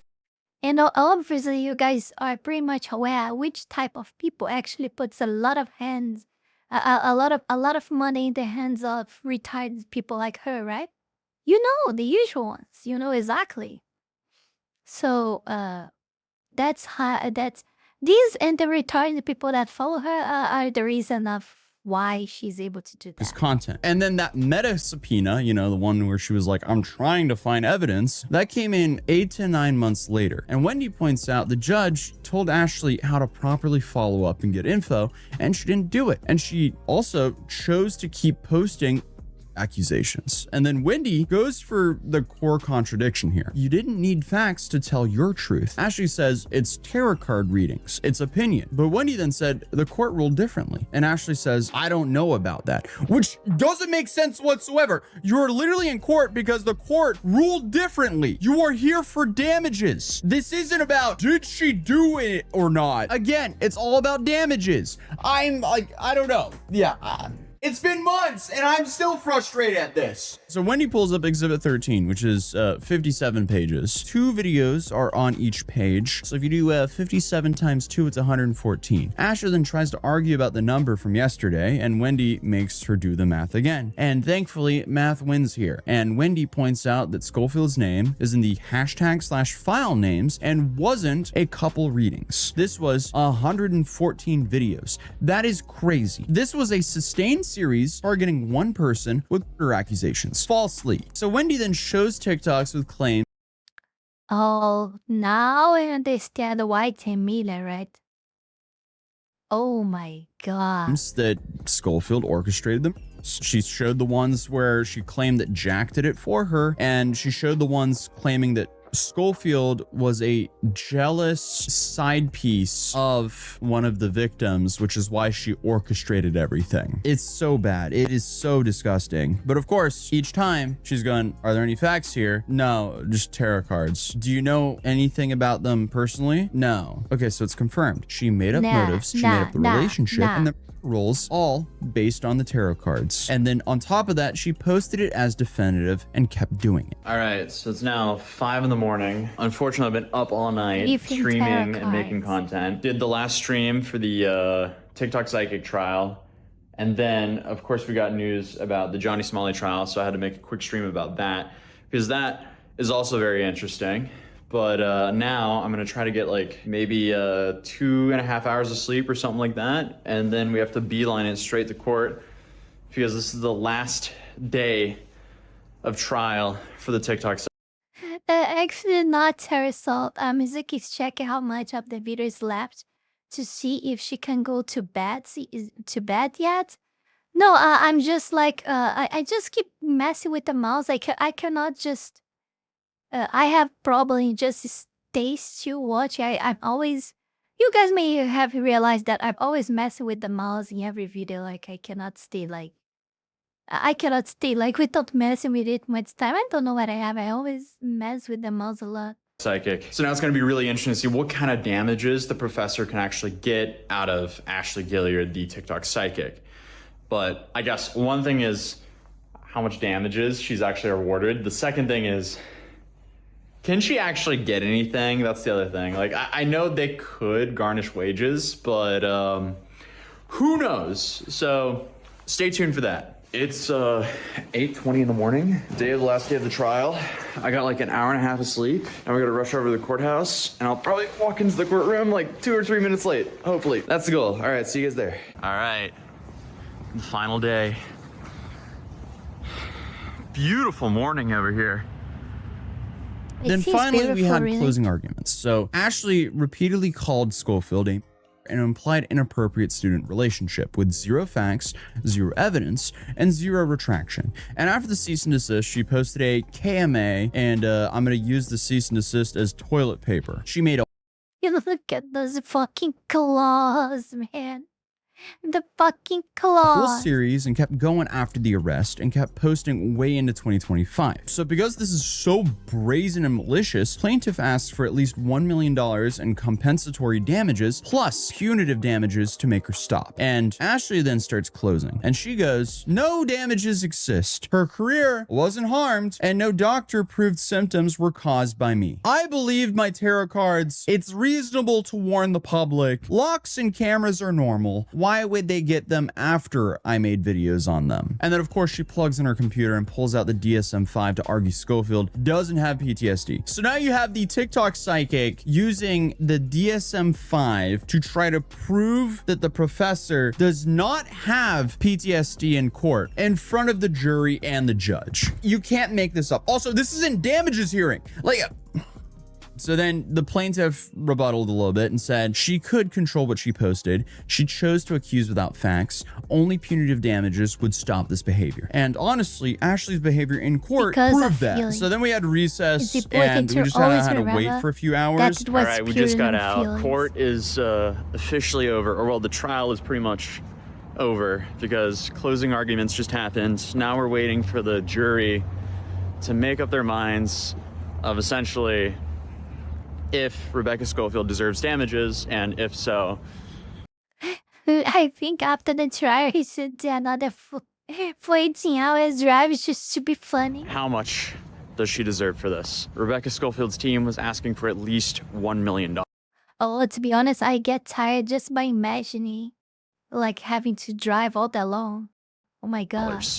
So this will be interesting to see what happens now. So we have a break. I don't know how long it's going to take for all the jurors to get on the same page and figure out how much she's owed, or if she owes to begin with. From what I saw, I mean, I don't think there's a shot that they don't award her any money. So it'll be interesting to see. And I was so low on sleep because I was up all night streaming and making content for you guys. So I was on like an hour and a half of sleep. So I ended up falling asleep in the car. And that's when thankfully another creator was there covering the situation. They actually saw me passed out sleeping in my car in front of the courthouse. And she went and knocked on the window and she was like, hey, by the way, the jury's going inside. You should go inside. And thankfully, Killer Cafe decided to do that because if not, I wouldn't have seen the verdict myself. So the jury came back and it was all unanimous. All right, we just got out of court here in Boise, Idaho for the TikTok psychic case. And Ashley Gilliard, the TikTok psychic, now officially owes Rebecca Schofield $10 million. It's so delicious, right? $10 million. I have never heard of a defamation case that big ever. And it's all because of her stupidity. I don't know how it's possible to accuse someone of quadruple homicide and having an inappropriate relationship with a student over and over and over and over again. After cease and desist, after the police said, hey, she's not a suspect, this didn't happen. After the actual dude who committed the acts was arrested. After he was sentenced. The dude is currently serving life in prison, but she's still adamant that Rebecca Schofield was associated with this. It's too expensive and annoying to take one here. Maybe I take lessons there to take one. In the other country, but yeah, definitely not here. No, she's a selfish person who can't admit when she's wrong. No matter how much proof you show her, she doesn't admit it, and because of that, she's now paying the ultimate price. I didn't know that stupid tax went all the way up to $10 million. But regardless, now Rebecca Schofield is completely cleared. There's no world where anything that Ashley Gilliard was saying about Rebecca Schofield is right. Ashley Gilliard spent roughly 3 years trying to completely destroy the life of Rebecca Schofield and her family. And during that time of slandering her, she gave her PTSD, severe anxiety, and a whole bunch of other things. It's just so not fair. So at least we have a little bit of justice here. I mean, I've been covering this case since early. Yeah, a little bit of justice. A little bit of justice. Like, yeah, like, yeah, it's a little bit, like 10 million. Yeah, it's just a little bit. 2023, and I never thought it was going to get this far. I thought she was going to, you know, put up the white flag and be like, my bad, sorry, maybe I shouldn't be accusing people of by pulling tarot cards and my only proof being tarot cards. Oh, and oracle cards. Because apparently her only proof wasn't just tarot cards, she also had oracle cards, whatever those things are. So her proof was spiritual intuition, oracle cards, and tarot cards. I'm sorry, but we live in the real world, and unfortunately, you can't accuse someone for committing quadruple homicide and having an affair with a student. The dread by it. Plot twist: Rebecca Schofield was the killer all along. No, that's smart. The killer was arrested already. He has arrested already. With that evidence. That's not evidence. And the verdict was basically, yeah, she made defamatory statements, and the dollar amount was $10 million. Hey, what the hell? Yeah, oh, okay, she has money, but come on, she has money, but $10 million hurts anyone. The verdict from the Johnny Somali Even more when you don't have that. case was underwhelming. This was definitely overwhelming. I never in a million years would expect her to get a $10 million judgment against herself for goofing around on TikTok and accusing her of murder. Clearly, I am not rebutting this whatsoever. You don't falsely accuse anyone of murder, especially not 114 times on a public platform. You're an idiot. And we actually had some justice here. And this, of course, included She would work her entire fucking life to pay that. $5 million of punitive damages for her tarot card accusations. But then, of course, she went on to respond. And if you think all this is bad, just wait for the hole that she digs herself, because it just keeps getting worse. It's to the point where it's like, okay, did you not learn from your $10 million judgment now? Now you're going straight back to TikTok and you're continuing where you left off? What? But essentially what's coming next now is obviously settlement talks, asset tracing, wage garnishment. But again, she's a supposed psychic, so honestly, she really should have seen this one coming. And the reason I haven't made this video until now is because it keeps getting worse. The story somehow is still in a downward spiral. We have honestly been in a perpetual downward spiral since I first started covering the story back in, wow, I've been covering this since early 2023. This is crazy. Nice, and apparently Ray. she also wants to sue me. So that's interesting. Why does she want to sue me? Well, I asked her a question outside of the courthouse. I simply asked, why would you falsely accuse an innocent professor of doing all of this? And she immediately was like, I'm calling the police. And then ran inside and then tried to get the police guys to Magical come out and power yell of at me feelings. for asking her a question in public. If you don't want to be questioned in public, maybe, just maybe, don't make 114 videos falsely accusing an innocent professor of committing a quadruple homicide. So she was banned again on TikTok after losing, but obviously she's not done. She immediately Nice. went back to TikTok, made a new account, and started making everything worse for herself. She made like a 31 part responding to this, and we'll watch a lot of them because we have to skip some of them because she's making more shit. claims now without proof, and there's just nothing really for me to comment on. And also,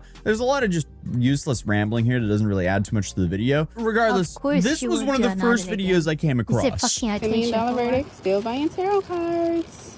She hasn't learned anything. She's not sorry. She doesn't care. She doesn't care about this at all. This is just so crazy. But this is the first one. First, my thoughts are it's just slightly irritating because Something tells me that she will care very soon if she does start paying that. I was ready for this to be over. I wanted to receive a verdict that was fair and impartial and based on the evidence. And unfortunately, that did not happen. And because the jury could not be fair and impartial and base their decision on the evidence, we have to Oh no, she's doubling, tripling, quadrupling down. She's making everything worse. keep going. Now, instead of this being over, we have to go through the process of motions and appeals so that we can get to a fair and impartial decision. What do you mean you Yeah, what she's looking is exactly for a partial decision and not a impartial one.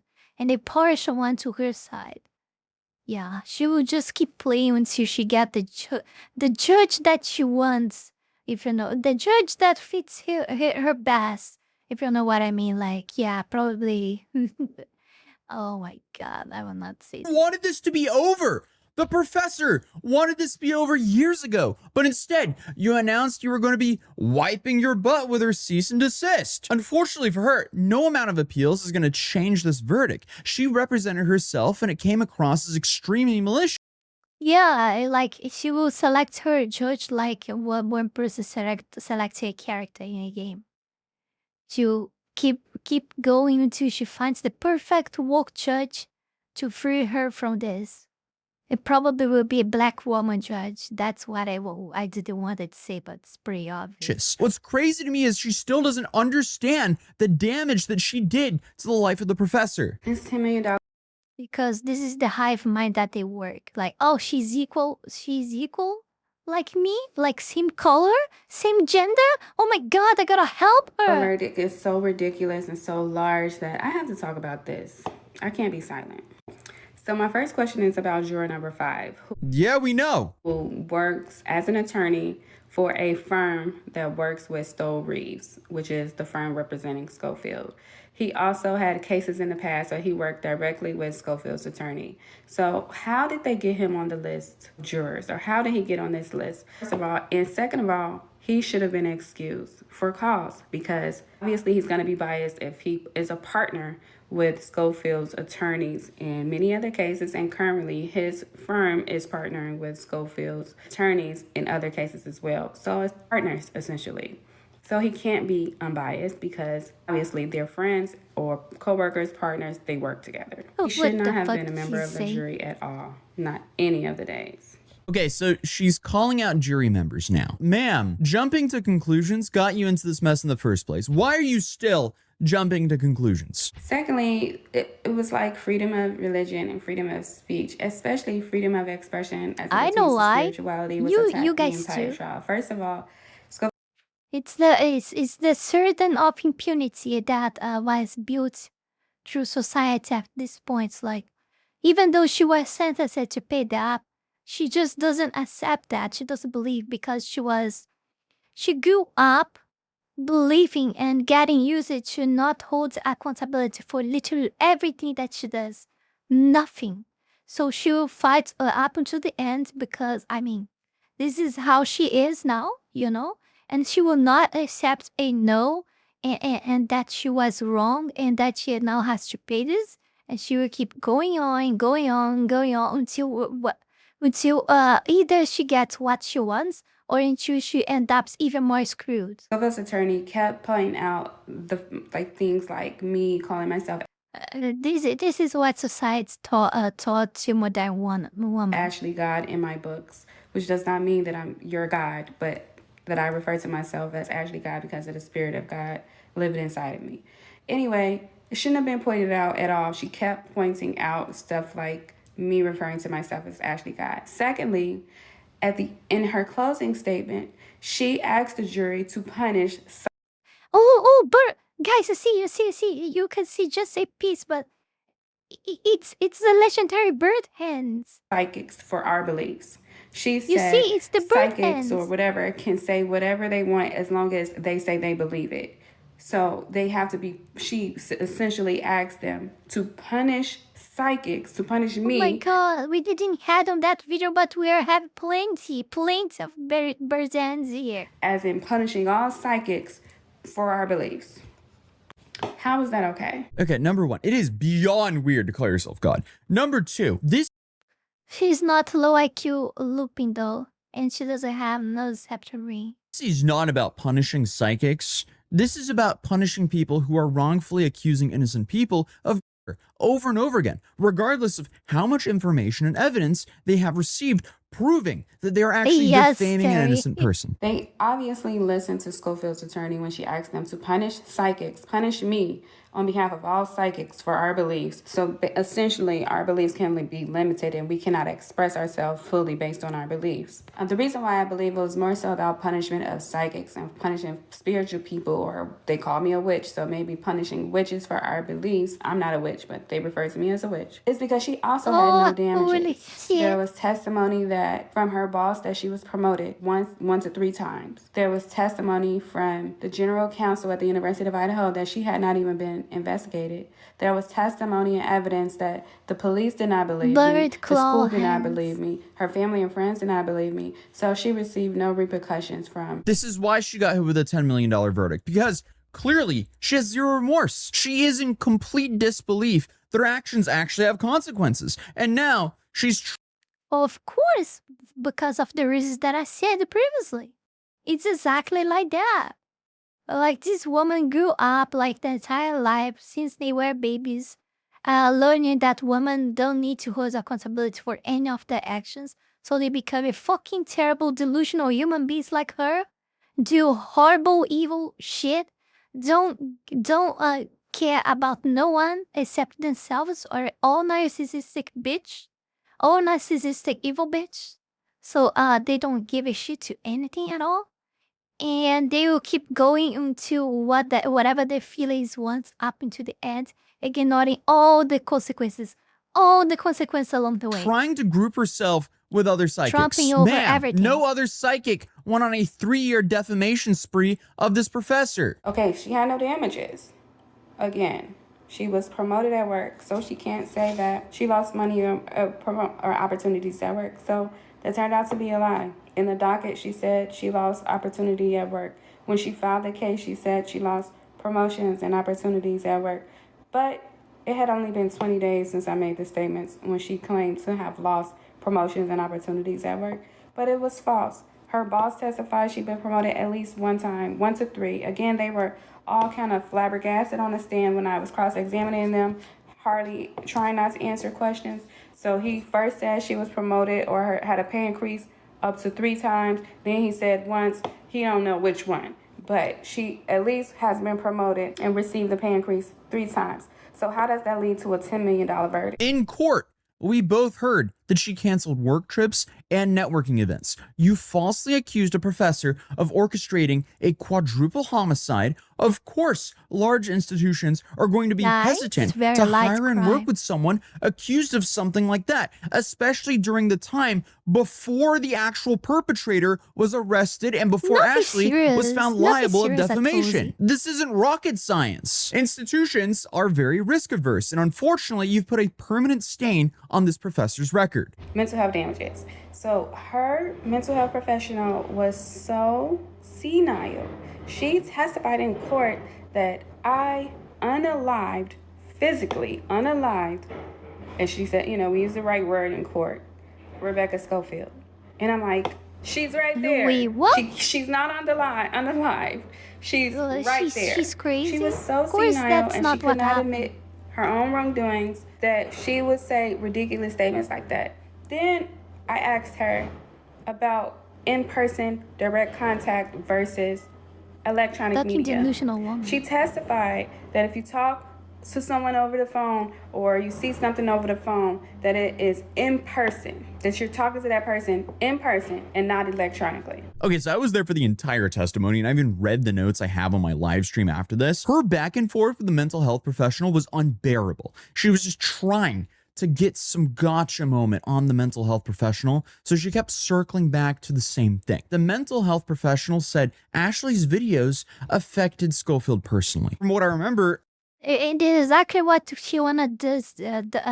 She wanna do with the judge as well. She wanna gotcha for the best judge that will free her, from the shit that she actually set her up to. Ashley was focused on how it could affect her personally if it was just all on the phone. It was kind of like she was using that Tyler the Creator tweet from like 2011 or something, where it was like, how is cyberbullying real? Just turn off your computer. That's essentially the argument she was using against the professor here. In this context, that does not work whatsoever, and it's safe to say it was just very painful to watch. So of that was about $1 million in damages for my statements regarding her relationship with the student, one of the victims. Cream. And another $1.5 million was for my statements regarding her and the murder. So physical, for compensatory damages, it has to be proof that there were actual damages and that I caused them.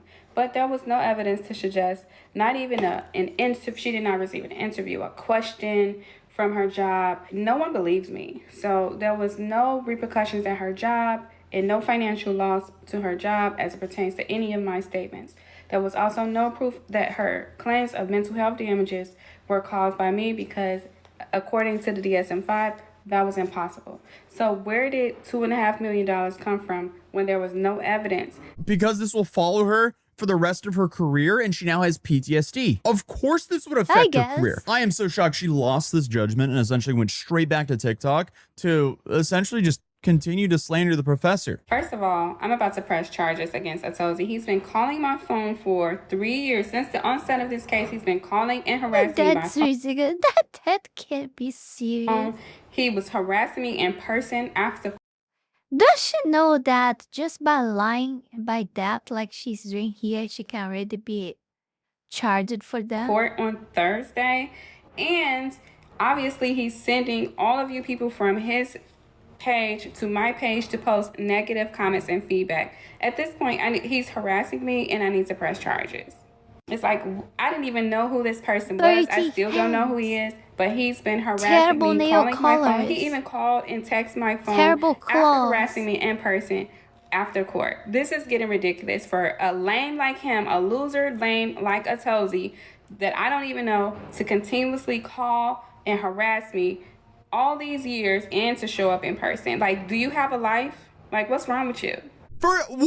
Okay, wait. What is going on here? First of all, I have never contacted this woman other than asking her one single question outside of the courtroom to where she immediately called the police. I have zero interest in contacting her, and I've also never made any statement for any of my viewers to go to her pages. This is beyond stupid. I asked her a question in person. That's it. One single question. Hey, why did you falsely accuse an innocent professor of a quadruple homicide? That's all I asked. And she went, I'm calling the police. You get away from me. Like, come on. While Rebecca Schofield is pretending to be so damaged, this is a rule for her life, the things that she was you saying see about that her were hand actually like true that? for me. You see? She was saying that you already pretending know like what she to didn't have support, expect. but everybody was there to obviously support her. She had lawyers, a team of lawyers, family, friends, colleagues, the general counsel at the University of Idaho, the union even paid for her attorney's fees. Several unions sent her money, and people across on the GoFundMe also sent her money. So she had tons and tons of support. Meanwhile, I was there alone. No attorneys. I was there alone. No family, no friends, no supporters, all alone. So the scenario that she was trying to paint for herself in order for her to receive money for damages was actually the scenario for me. Ashley, this is way more telling of the kind of people you are. The professor clearly had a positive impact on her family and loved ones, and therefore had a whole community around her. She is the victim here. You went on your own accord and made 114 videos falsely accusing the professor, and nobody you know supports you enough to show up in court. You were there all alone, and your life won't change until you actually take a look within and see the damage your words and actions have. Life has a way of returning the energy you put out into the world, and it's clear that Ashley does not understand this whatsoever.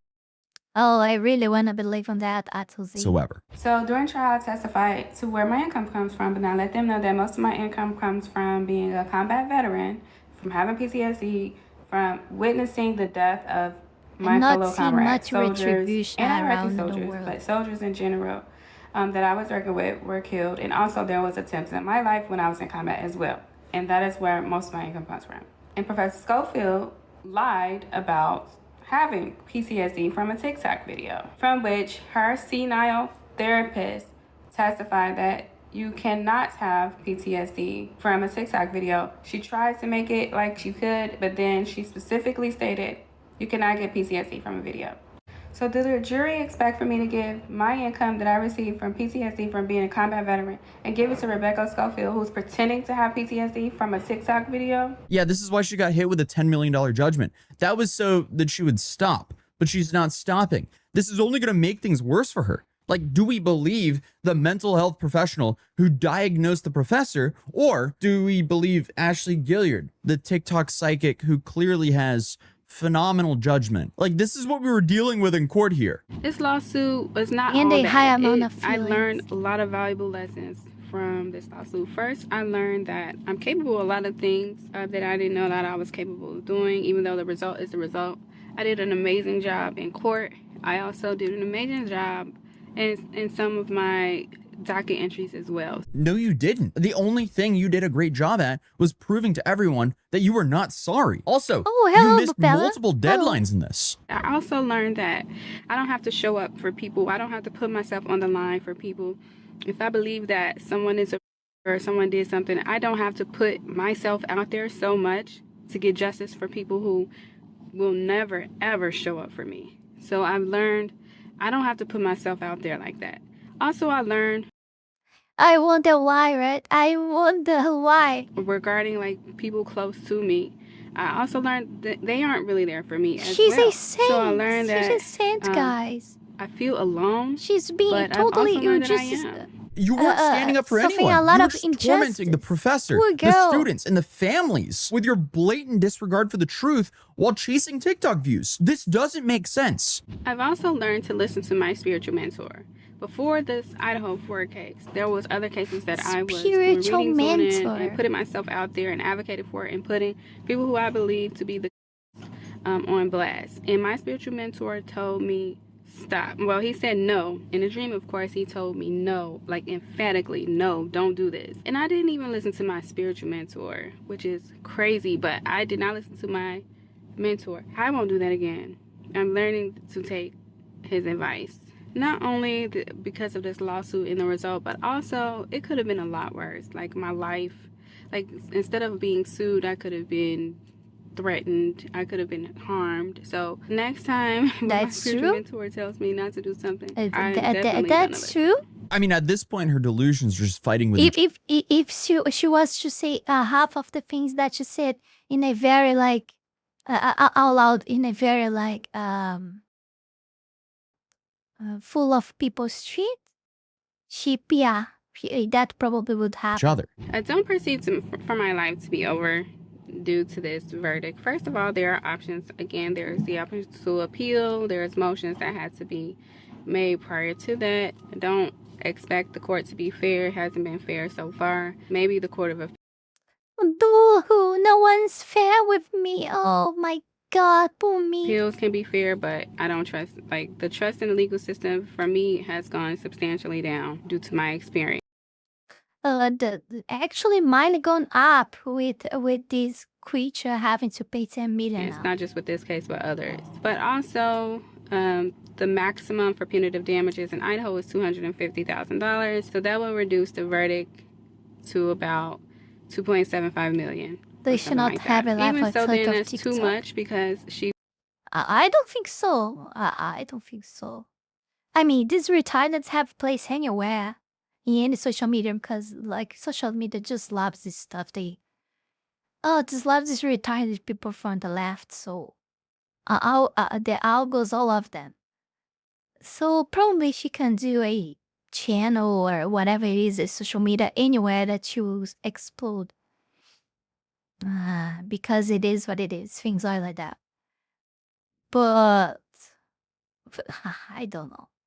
Honestly, I have no idea how she gets that much money doing this on the TikTok. Because clearly the revenue is just not the same as other platforms like YouTube, for example. So I really don't understand. I really don't He wasn't actually damaged, and I did not act with an intent to harm or maliciously. I was just trying to help. So I have to decide, Do I want to move forward with an appeal or? Again, she isn't standing up for anyone. And she did also move forward with an appeal. And I'll have more information on that shortly. So now let's talk about the precedent that's being set. If Rebecca Schofield can claim PTSD from a video and receive millions of dollars from it, then everybody who watched George Floyd be on video, who watched all of these videos that's online of people being killed, all of us who watch those videos can also then claim that the PTSD that we have or whoever has is from that video and can be awarded millions of dollars from the people posting the videos and also from the people committing murder on video. So if it's good for Rebecca Schofield, it should be good for everybody else. Now the standards, the DSM-5 say you can't get PTSD from a video, but the court disregarded the standards and Schofield got millions of dollars. So the standards should also be disregarded if somebody else comes to court. Okay, thank you for coming, big from a video as well. Papa Pizzle. No, it sets the precedent that if you make 114 TikTok videos falsely accusing someone of orchestrating a quadruple homicide without any proof, and you continue despite multiple cease and desists and platform takedowns, oh, that would be awesome, you Daniel. can be sued for multiple millions of dollars. But I think we had like such a freaking huge win already just with that.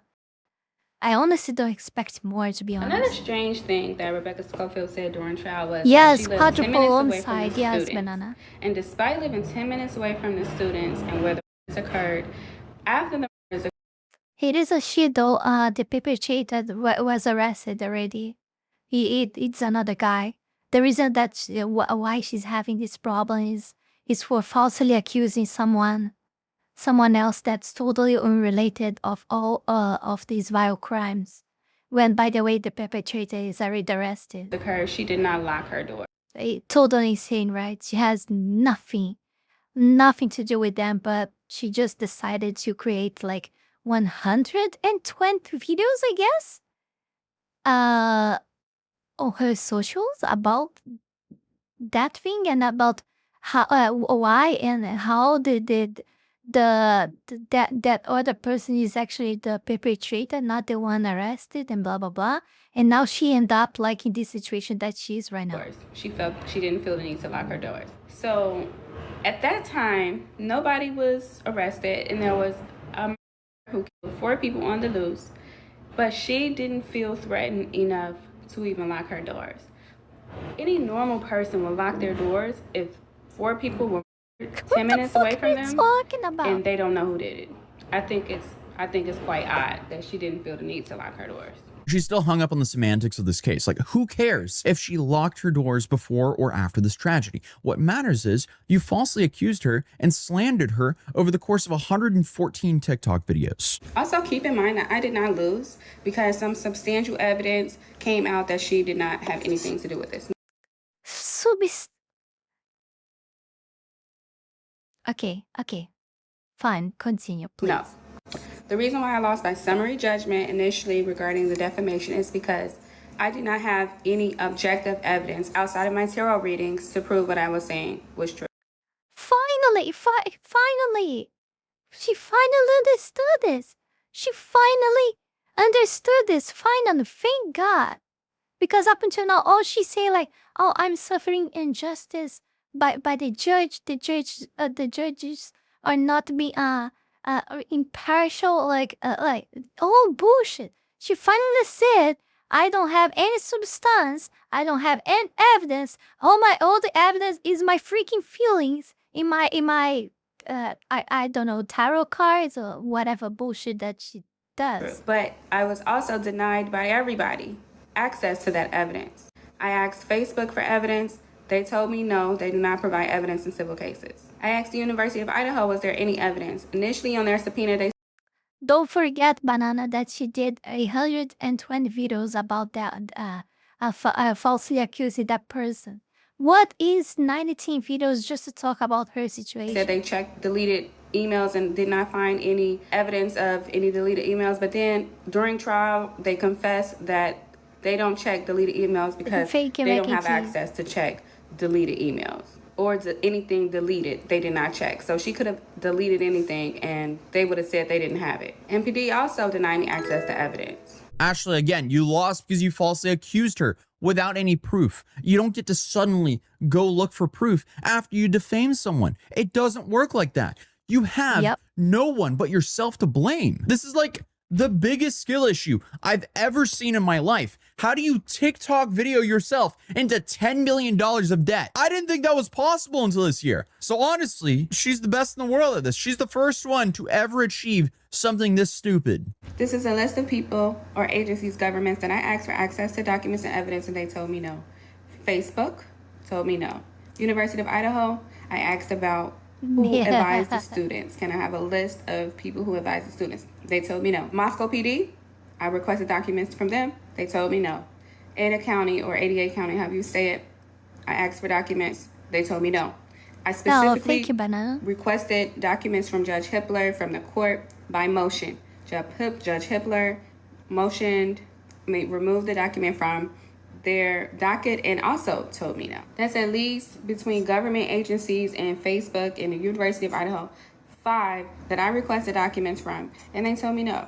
So when I lost for not having access to documents or having objective evidence, it's because they all told me no. Again, no, you lost because of falsely accusing someone 114 plus times. Yep. I'm just gonna say it's not fair for the government, the federal government, to Wait, it is 113? I thought it was 120. Oh, okay, it's almost the same. issue me a judgment to me stating that I have to pay I think it doesn't matter. It matters not much after 100, right? $10 million or whatever $1 million to the plaintiff because I don't have objective evidence to prove my statements when the state government denied me access to documents and evidence that could ultimately prove that at least some of the stuff that I was saying was true.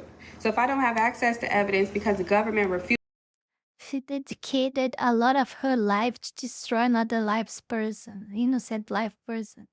That's real insane, right? That's so freaking insane. refuse me access to evidence, and then the government issues a judgment for me to pay $10 million to someone because I don't have access to evidence. That doesn't sound like impartiality. That doesn't sound like fair.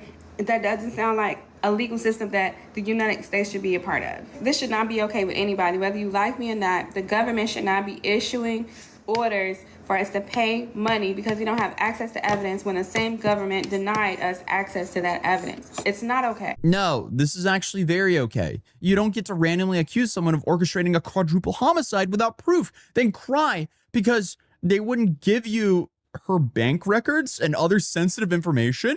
You have no business with that information. Like, this case actually proves that things are working. They're working very hard to silence me.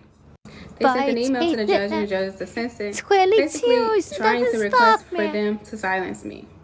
To silence me about juror number 5, who displayed evidence of bias against me. And to silence me in general. They don't want me talking about what happened in this court case. But I'm not going to be silent. Not anymore. What do you mean, not anymore? I'm not You gonna be silent. Not anymore. He wasn't ever silenced. In fact, like, the reason that now she has 10 million to pay is that she said so freaking much more than she actually should be saying. Silent got you into this mess in the first place. Essentially, she's claiming there's some loose tie between one of the jurors who was there during some of the time, but not the deliberation because they were excused before that. And I guess wants to get everything thrown out. Again, though, a big hurdle for her here is her claims got her into this trouble in the first place. And she's proven to the court that she will lie over and over again to get her way. And here she is, making more claims. I'm not going to be silent about my rights being violated. I'm not going to be silent about a jury full of bias and a $10 million verdict when the plaintiff Which bias? What the fuck? had no damages. I'm not going to be silent about the plaintiff and her family lying on a stand that I'm responsible for Is her head smashed or something? Why is missing one part? her nerve damage. I'm not going to be silent about the plaintiff lying on the stand and her mother saying I'm responsible for the plaintiff's diabetes. And I'm definitely not going to be silent about the plaintiff fake crying on the stand and lying that she has PTSD from a video. Okay, one thing for sure is the mental health professional testified under oath and that she diagnosed the professor with PTSD. And it's not from a TikTok video, it's from repeated targeted harassment of being falsely accused of a relationship with a student and a quadruple homicide of students that went to her school. Her life was flipped upside down because of these 114 plus TikTok videos that she made over the span of multiple years, and on top of that, multiple YouTube videos going after her. I think he said it was in 2023, right? Like, and he's like, it's accompanying this up until she was judged. Like what? Like 26, man. Oh my God, it takes so long. Mom made a comment where she said she believed the professor getting diabetes had to do with a false accusation campaign against her. And Ashley is latching onto this like that's somehow her get out of jail free card. During trial, they kept talking about the 113 videos that I posted when I was trying to get justice for the Idaho 4. Well, how many videos do you think I would post trying to get justice for myself?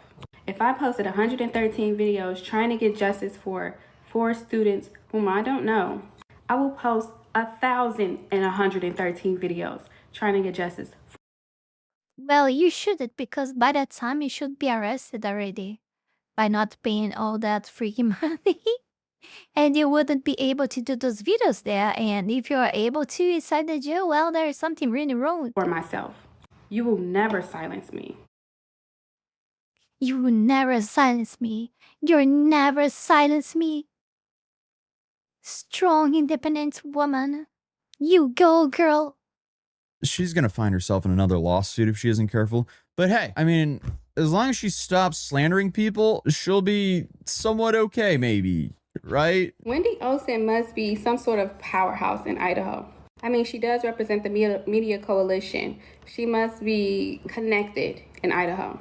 When I tell you the judge, most of what they asked the judge to do, he did. And when he would say no to Wendy Olsen regarding motions, regarding me, allowing me to do something, she would give him this look like she was angry. Angry that he was telling her no. Judge Patrico typically would do whatever they asked him to do. But those little times when he would say no, ooh, she was mad. She would give him this look.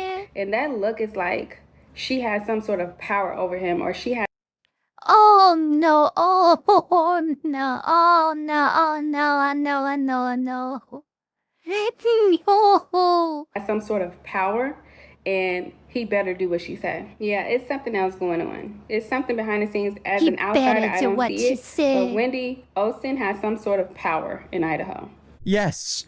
She has the power that she's actually an attorney. She actually knows how to navigate the courtroom. I was actually very entertained watching Wendy work because she is a very good attorney. Do you know what she's insinuating? That's so terrible. And every time Ashley pulled some BS, Wendy was very quick to shut it down. There's just a massive skill gap between them since they were going at each other, but one of them was an attorney. So again, this is all Ashley's fault for doing what she did, but on top of that, for not getting any legal representation. Lawyers have to follow a code of ethics. When they don't follow that code of ethics, we can file complaints with the bar. Juror number 5, a lawyer who works and partners with the plaintiff's lawyers, Stoll Reeves and Wendy Olsen, and whose firm currently has cases partnering with Stoll Reeves and Wendy Olsen. Being on the jury, deliberating, and influencing other jurors should also be considered an ethic violation, because juror number 5 is a lawyer who cannot be unbiased because he's friends and colleagues with the plaintiff's lawyers. By even allowing himself to be a member of the jury, that is an ethical violation and should be reported to the bar. Probably looked at me and thought it was okay to violate my rights, but I'm gonna show you why it's not okay. Okay, so Ashley is back at it again with more claims and zero proof. How do we know this isn't another gross misrepresentation? So my question is, Rebecca Schofield had everything on her team. She had lawyers, Part 26, oh my God. a team of lawyers. She had money from the teachers union, from the federal teachers union. Several unions gave her money for her lawyer fees. She had money from GoFundMe, $22,000. She had witnesses, a team, like at least what, But 7 yet or you 8 have a lot of witnesses money too. What the fuck are you testifying talking on her about? behalf, even though some of them failed. Why you keep playing the I'm poor fixing card? Like it doesn't. You just don't. in cross-examination. She had family and friends to support her. She had her job to support her. She had the case in Idaho of her peers, of state of her peers, not my peers. I didn't have witnesses. I didn't have lawyers. I didn't Your choice, your freaking life choices. Deal with it. have money given to me. I didn't It's just you don't play stupid games and you don't win stupid prizes. You don't faffle with life, you know? Yeah, that's what you did. You're just reaping the consequences. I know it's fine. I know you're allergic to consequences. But don't worry. More some of this and then you start getting used to, okay? It doesn't matter that society has staged you otherwise up until now. The main media, like the mainstream media, the all the brainwash machine, your parents were raising you or just your mother because I don't know if I have a dad. You know, I know they didn't they didn't teach you about accountability. You know, we know that. We know that. It's fine. But somewhere at some point in your life you gotta learn, you know? Better go start learning now because I mean you got yourself a lot of problems and you seem to be crafting yourself some more for the future. have a state. It wasn't even in my state. I didn't have a jury of my peers. Why did they Co-author, also have to thank you. cheat? That's why I'm ranting about juror number 5. Because they did. Why did they also have to have someone that they knew on the jury when they had everything else? Okay, why did you slander an innocent professor and not stop even though they gave you dozens of opportunities to do so? They're mad about my content regarding juror number 5. You know what I'm mad at? My rights being violated. Yeah, I'm mad that I was robbed of judicial. Oh, Acron, there, Acron. You know nothing. I have streamed it already 12 hours here. Fairness, fair trial, impartiality. In I didn't other get that. other So for days. anybody to be mad about my content instead of being mad that my rights were violated. Well, I mean, she appealed, so I guess we'll see what happens. People keep asking me how I feel about the $10 million verdict. I feel like the $10 million verdict is more representative of the ignorance, stupidity, and 9 bias hours of is the just the jury usual. than it does the evidence. Okay, so scratch the Between jury part and just say 8 yourself, hours and I'll and 10 agree with hours her. The is the jury was usual. so stupid that they let their emotions or biases, passion, religion get in the way of a sound, reasonable judgment. So basically, Oh, it's they put their 27. feelings, emotions, Oh, you're talking about feel. Oh no! Oh, you're so fucking tired. passions, biases, religions over justice. And that's against the rules. She's talking that they are putting feelings over justice. No, fuck you way she said that. No, fucking, this is not possible. And because they couldn't follow the rules now, I have In a reason what for reality a she new lives trial. in? But we wouldn't even need a new trial He's a if fucking they would have alien. followed the evidence, which showed came that from Rebecca space. Schofield was not damaged from my statements. Yeah, I'm sure they were the ones who were stupid here. The jury tried to ruin my life. This $10 million verdict was their attempt to ruin my life. But all it did was prove that they're biased and prove that I was right about their bias. Oh, she keep telling the same bullshit. Oh, God, help. Before the trial, I filed several motions that were denied regarding the location of trial. And I said I could not get a fair trial in Idaho. The jury proved that to be true. And during trial, before trial and jury selection, several of the jurors, juror number 5 and 13 specifically, I said could not be impartial. The $10 million verdict proved that to be right. So they did not ruin my life. You better sell that car of yours to be part of the debt. It just gave me leverage and also proved that everything that I was saying regarding their inability to be unbiased and impartial was right. So joke's on you. Ma'am, you ruined your own life. Like, Rebecca Schofield lied on the stand under oath several times during trial. Poor 29, guys. Poor 29. Oh, I can't believe this. I can't believe this shit, man. I can't believe this shit. Ah, I really cannot believe this shit. How can she keep repeating the same fucking thing in 30 pod videos? Like, and learn nothing, and learn literally nothing. She has to pay $10 million. And you see that she keeps behaving exactly the same. Like, she keeps like this. Like, come on. If I had gotten myself a debt of $10 million, I would be like, I don't know. I would be throwing tantrums. I would be gone crazy. I would be, I don't know. I would be crazy. I would be worried. I would like have like took away all my nails already just with my teeth just of anxiety and and ew. What the fuck, man? For example, she lied and said that she was investigated due to my statements about her involvement with the students and involvement with the crimes. But then when the general counsel for the University of Idaho testified, he testified that Rebecca Schofield was not in fact investigated due to any of my statements. She lied. She also lied and said that her mental health practitioner worked with her primary care doctor for a diagnosis of her PTSD. But then when her mental health practitioner took the stand, she testified that she did not work with Rebecca Schofield's primary care doctor. She doesn't seem to be even a little bit worried with that. Oh my god, I wouldn't even be able to sleep after Schofield that. lied again.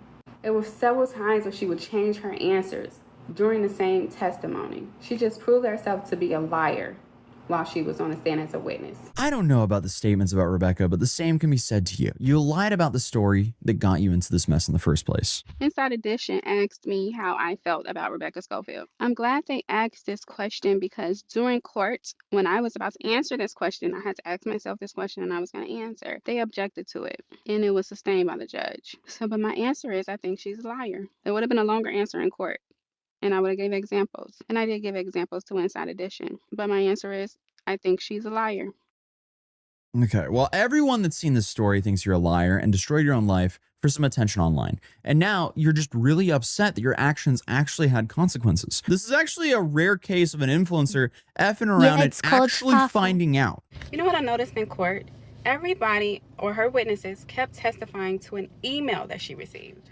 This alleged email was someone being nasty or threatening to her. Which people are these that you're talking to? That oh my god. No one You're so alone on this. You're a freaking lunatic. saw the email. These people are testifying under oath about an email she received, but no one actually saw the email. They had the audacity to try to equate or connect this email to me, which had nothing to do with me. Yeah, it's just a collective illusion, the fucking mail, of course. And are testifying to her fear after receiving this email in an attempt to get me to pay for damages related to this fear. First, this email never surfaced, so we don't know nothing about this email. I never seen this email. Nobody is saying who did it. They don't know. So one, why would all these people be in court testifying to something that they did not see? First, and second, why are they testifying in an attempt to get me to pay for damages related to something that they did not see? These people are dishonest. Okay, so you're worried about them making up an email when you made up an entire life-ruining story. Also, meanwhile, she just made up that I was allegedly calling her. And again, the only time I've ever tried to contact this woman was in person, outside of court, where everything is on film. But that's currently it for now. So now we kind of have to wait for the appeal process and see if it gets dragged back into court. Regardless, this has been an absolute nightmare for the professor. And it's so sad to see that Ashley is still going at it, even after all of this. And meanwhile, Ashley is currently posting about being on the beach in Thailand and already going back to solving new mysteries. Oh boy, this will only end well. So I have no idea if the insanity will ever stop, but if this video does get 50,000 likes, I will go back to court and cover it as extensively as this. So if you're new here, feel free to subscribe. It absolutely helps the channel so much. And without further ado, I'll see you guys in the next video. Peace. Real crazy, really sane, man. Oh my god, that's so freaking sane. I have no words anymore. She passed all those days, like all those parts of videos that she recorded, like 30 parts are so far up to, just up to there. Repeating the same fucking thing like a fucking, I don't know. I don't know, something that repeats themselves a lot. I forgot the. Come on, it's 2 a.m., 2:30 a.m. Of course, my brain is not brainy. But you guys got the point. Like she just repeated the love. That's what I got. She just kept repeating the same thing. Oh, judge bias it. She's manipulating the judge because she has superpowers. And blah blah blah. And I didn't do nothing. I did nothing. This is all so unfair. And she kept she did 30 videos so far up saying that, and she said that on her fucking trial to herself. By the way, she did. Don't forget that she did her own. She played her own defense, like talk with herself in the third person on the fucking trial. Oh my god! Don't forget that. That's any special, like that's any special amazing part of it. Yeah. Oh god, I don't know what to say. It's just so retarded. I just wanna know though. How she's gonna pay that? I don't know what happens if she doesn't pay. I wanted to know this stuff. You know. I wanted to have info on this stuff. So yeah, I just want to remind you guys to join our Discord server. You can do that by hopping on the link that is on your screen right now on the link tree, or on any links below on the description of this video. Don't forget also to support Fox on Ko-Fi, Patreon, or through the Kick by gifting subs or subscribing, or subscribing to Kick, or gifting kicks as well. Join our Discord server. You guys gonna find that an amazing place to find like-minded people, and some people that think different as well. But I mean, not libertarians. They just have different opinions than you. Libertarians and economists not accepted their quangos as well. If any of these are detected, they're gonna be expelled by the power of the banhammer. Yeah. Fox is a dictator there. Is a dictator there. And be part of the Discord, be part of the community of Foxlings. People organize watch parties there, movie parties and gamer parties as well. Gaming nights and movie nights as well. You guys gonna like that. And yeah, that's it. Before we go any further, I want to take this brief moment here to thank all of you, my patrons, for the incredible support to my work here on YouTube, and especially my 5-Tail Fox Tire member, the Holy Ball, and to all of my 3-Tail Fox Tire members, Wallony Wolf, Fanny Sylvie, Eat Himself, Chile Not Serious, Eustace the Useful, Zealous Isaiah, Ala Rosas, Max Tenor, Nugutino, Avery, Halcyonic Ether, and TV8. Thank you very, very much. You guys are amazing. Also, thanks to everyone that have been supporting me on Ko-Fi, Kick, and to all of my YouTube members. You can support this channel life and growth with just $5 a month and gain access to many perks. This is less than a burrito. Check out my Patreon. Link is in the description below. And that's it for today, my dear Foxlings. See you guys in the next one. Bye bye.